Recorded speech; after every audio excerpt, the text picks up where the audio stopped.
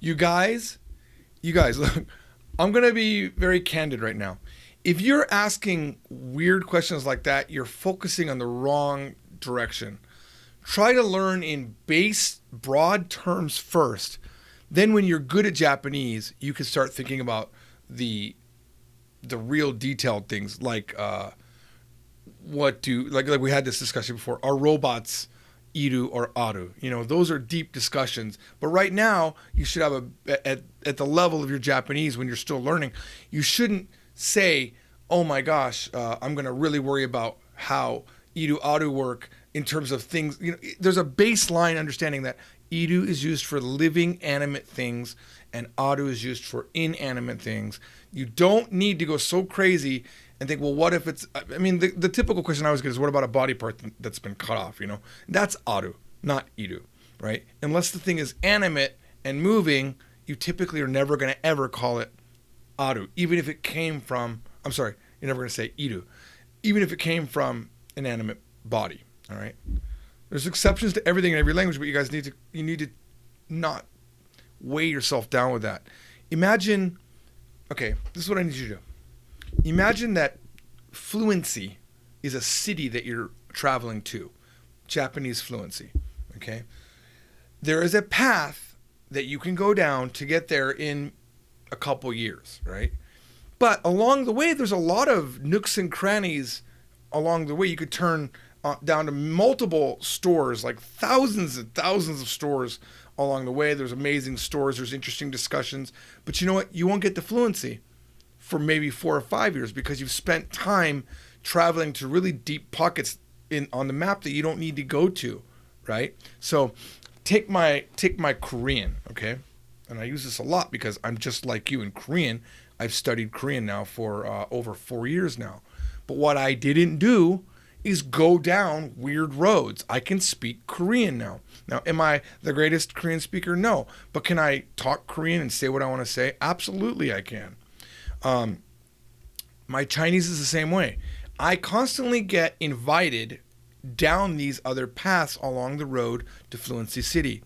I have a friend on Hello Talk who talks to me a lot and has helped me a lot. But one day she said to me, "I'm going to teach you Chinese idioms. They're important." And I said to her, "No, you're not going to teach me Chinese idioms. I don't need to know Chinese idioms."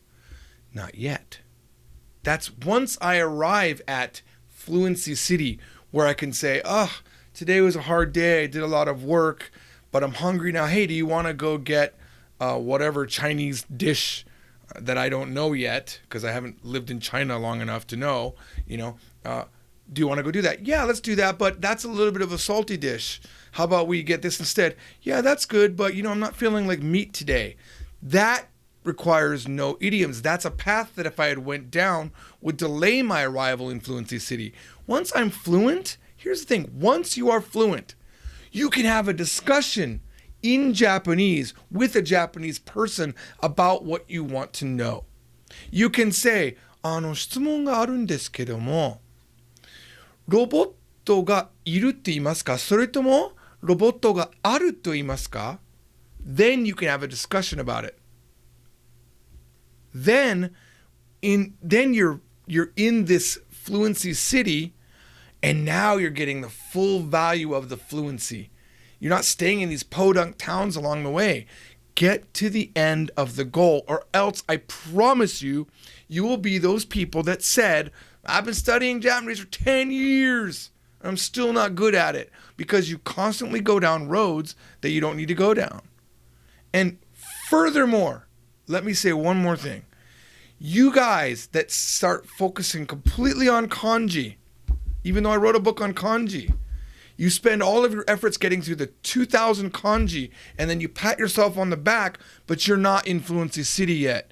You're sitting at the port of kanji, and the boat has left multiple times to Fluency City, but you haven't gotten on it because you focused on the kanji. Now, I'm going to tell you, you need kanji in Fluency City, but you do not need 2,000 kanji to arrive at Fluency City. Does that make sense?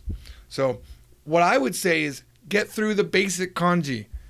Stop yourself after a while from pushing too hard on the kanji until you feel very comfortable speaking Japanese. Because you know what you can do in Fluency City? You can ask people, この漢字どうやって読むんですか? あ、これは訓読みですか? それとも音読みですか? You can start Fluency City has way more resources than the little towns along the way that you guys get stuck at. Okay?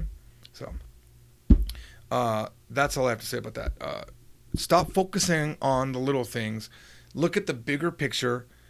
When you are fluent, and by the way, this is my level of Korean. I do not know all of the little nooks and crannies of Korean. Okay? I'm starting to fill them in.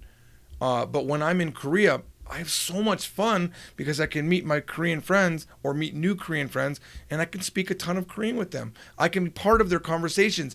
And in Fluency City, it's okay to say, stop, what does that one word mean?